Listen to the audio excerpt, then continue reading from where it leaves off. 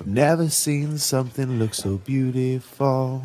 Good Mark Smith here, and I'm continuing to try to find and bring you guys some of the coolest silver plate ever manufactured. And all of the time that ends up being trays. There are once a month I can find a tray of this quality on Goodwill that's just being slept on so hard. People don't know the difference between a really good tray and a really crappy tray on Goodwill. There's not enough eyeballs to be distinguishing that, and that's why I bring you guys some amazing frickin' trays. Here we've got a tray that has an eagle again, a heraldic eagle on the inside, meaning to me, well, I don't know anything about what that means. I do believe that the owner was potentially royal or distinguished in some sort. Well, that's really all I know. Is if I could have, maybe I could start doing research on heraldry, you know? But unless people who watch my videos know more about this stuff and can leave comments on the videos, I don't really know much about what to tell you guys. I hope that the tray's beauty speaks for itself. Very ornately detailed throughout the entire edge, really. Handle is super sturdy.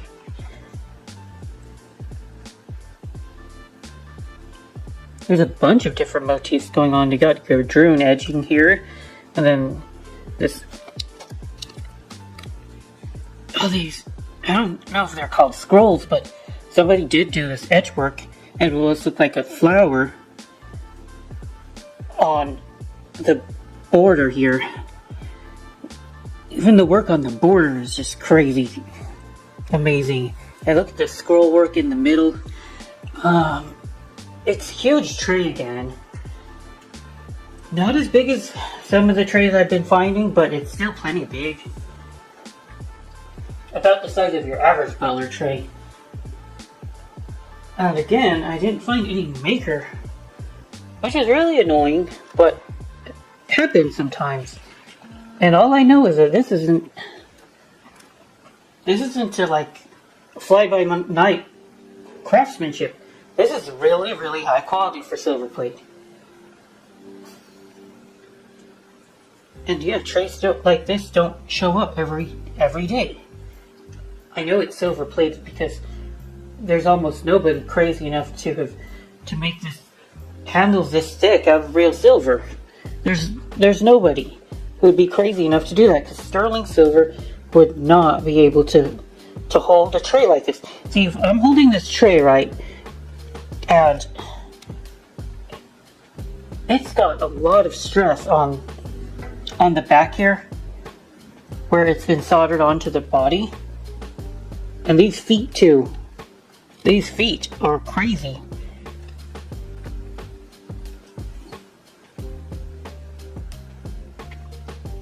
Yeah, it makes little sense that a tray like this would be silver, real silver, the way it's manufactured. I have what they call a cake breaker, for you to be able to slice angel food cake. Apparently that's what it's for. I had no idea this was a thing. I've been finding quite a few, but I didn't know what exactly they used it for until I decided to Google it. Apparently it's for angel food cake, so that you can slice angel food cake, because the angel food cake is so fluffy that a regular knife will kind of like mess it up, I guess. Wait, sterling handle, and what I like about it is that if you smack it, then it's like you get vibrations all through your arm. Well, it's kind of weird how that works, but it's kind of a funny experience.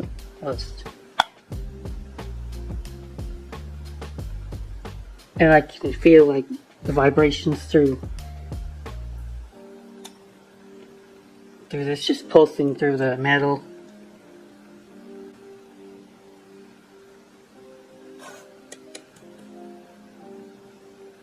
Well, anyway, ways to entertain yourself. And maybe somebody will give me about $30 for this cake breaker. That's the plan, anyway. So I've got here a teapot. Anybody who watches my channel should know that it is in fact silver soldered. You guys should know that by now by the form. How it looks like. And what? Oh, something inside. I didn't even know that.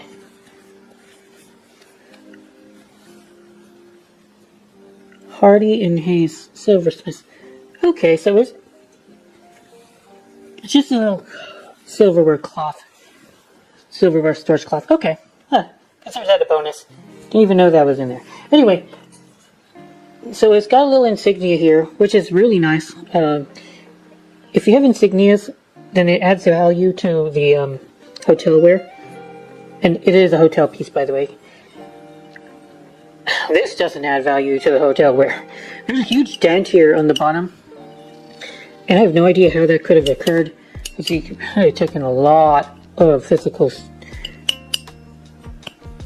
some kind of physical force to create a dent this large. And you guys, I cannot stress this enough. This is like a giant, basically silver soldered is like a giant cast block of lead that they've used silver to solder the joints here, because silver, I guess, is more stronger of a solder than regular solder, I guess, and then they silver plated it.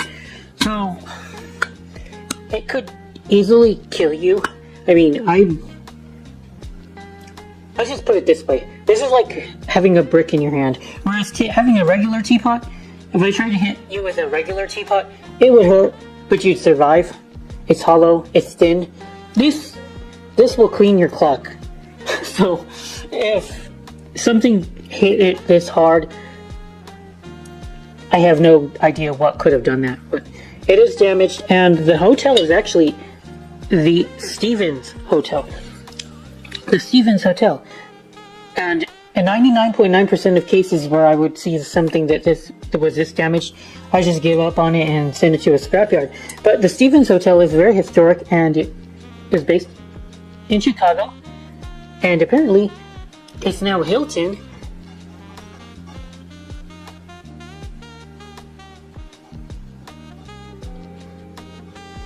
Sorry, cat's making weird noises. This is my assistant. She is 20 years old or so. Won't have her much longer, forever. She just licked a block of cheese that I left outside. So, kind of dumb of me to have done that. My assistant. Anyway, what was I saying about the Stevens Hotel? Oh yeah, it's got fans. Still around.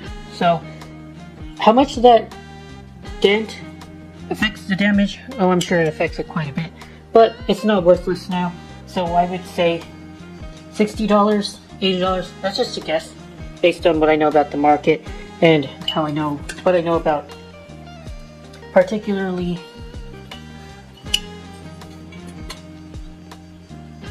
famous hotels. Even though there is damage on the piece, it still has value to a collector, and it's dated 1951. I have these little bowls here. I really like these bowls. They're little nickel silver bowls, silver plated nickel silver bowls. And I've noticed that the Nordic countries, Denmark, Sweden, Norway, they really like to use nickel silver more as a base metal than other places. Most of what they use are marked ALP, ALP, this white nickel silver looking stuff. and they plated it with a decent amount of silver. This maker is made by Prima, and it's marked Prima Sweden, actually. They're very nice little bowls that have a lot of detailing on the pieces. I like the way that they sound too. They almost ding like a bell. Totally cool to find a set of 3. It makes them easier to sell that way. I like this pattern. You might find this a lot. This is one of the most common patterns ever created. Countess by International Silver. You find Countess on a lot of cheap trays that they made up until, well, probably until International Silver ceased to be an entity. They were still selling Countess until the end, but a candlestick like this, a two-part candlestick holder thing, that's probably a little rare. So I would want, I don't know, 30 bucks maybe? Wouldn't surprise me if that sold for 30 bucks. This little candle holder. I lost track of this for a long time. I was gonna sell it, then I lost it. So I got mad that I lost it, so I added it to my profile on YouTube. And it's been like 2 years, and I finally just randomly stumbled on it. And now I know more about what it is, because I thought it was really cool. It is a cigarette case, I believe. I thought it was related to smoking, or maybe a cigar case at one point. But now I don't think so, because this is not enclosed all the way. And you don't want any kind of cigarette case or cigar case to, well, be in contact with oxygen too much, or else your stuff's gonna get stale, right? Makes sense to me. So I guess this is just a trinket dish now that I mention it. But it's so cool. It's really, really beautiful. Teak silver plate. I love the little doggy on it. I might just keep it forever. I'm not gonna sell it anymore. I'm attached to it. And there is a maker. Really hard to make out, but let's see, let's try to find out.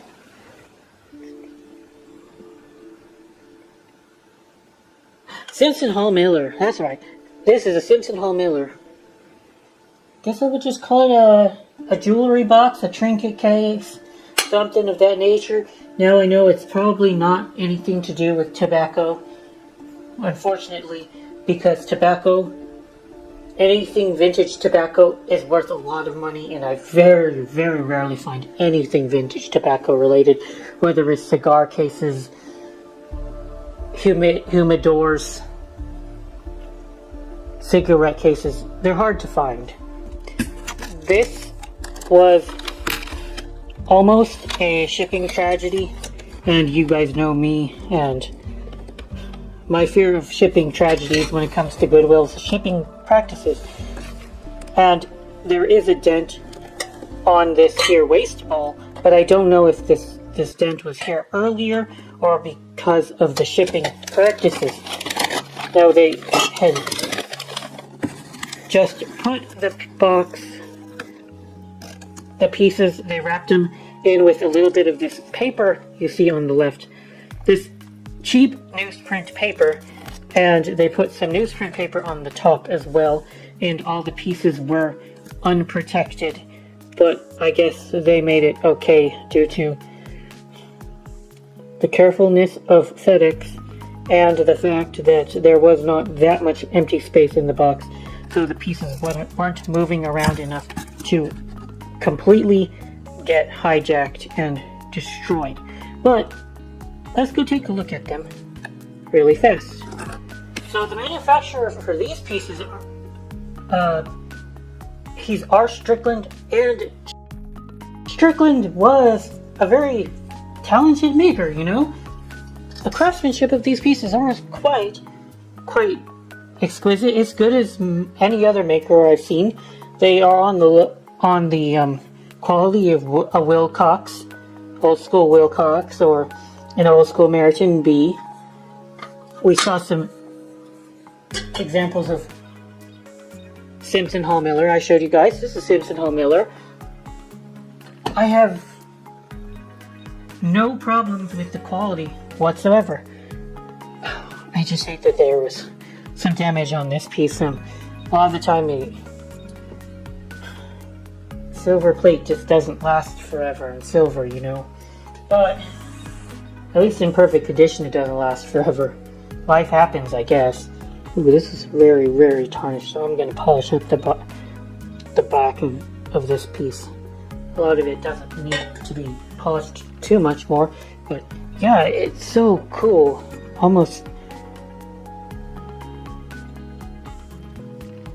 This almost reminded me of some religious undertones, but I don't think that's what they were going for. But it almost reminds me of that. Anyway, I was going to talk about this really quickly.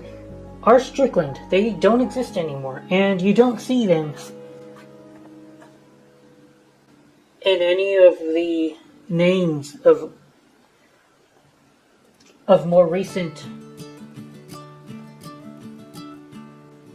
manufacturers, you know, like Wilcox, Webster, Wilcox, W.M. Rogers.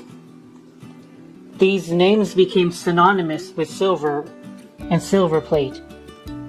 Gorham, these were people. Gorham, I think that was a person. But nobody remembers Strickland. There were a lot of companies that had some amazing stuff, but they fell out the wayside. They went bankrupt, and nobody came in and swooped them up, you know, picked them up off their feet. I just thought that was interesting. Some companies are good at keeping their names around. They have good business acumen. They might not have made it properly as a business because the original versions of the original Wilcox, the original W.M. Rogers, they might not have lasted a long time, but their names ended up transcending the original company. Strickland wasn't one of them. Does anybody know what the hell this is? Barely read it, but it's made by Pottery Barn. There's just this weird hook up on the top here. I don't know what the heck that hook is for, what it does. Anybody have any clue? If you got any ideas from a mystery object, please leave it in the comments below. This is always a favorite in my store. Daffodil. Daffodil is one of those rare patterns that still sell for a good amount if you find it. And I wouldn't ask for less than $100, $120 for this tray. Not very many patterns that are consistent moneymakers like Daffodil. These finds keep me afloat. Tarnished to all hell, so a quick little run with the silver polish for like 15 minutes and I will get this back to perfect tip-top shape.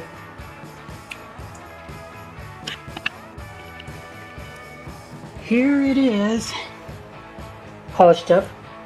I don't really want to go and polish the etching anymore that I did. I just basically touched it very, very lightly, but I could polish the powder area a lot easier, right?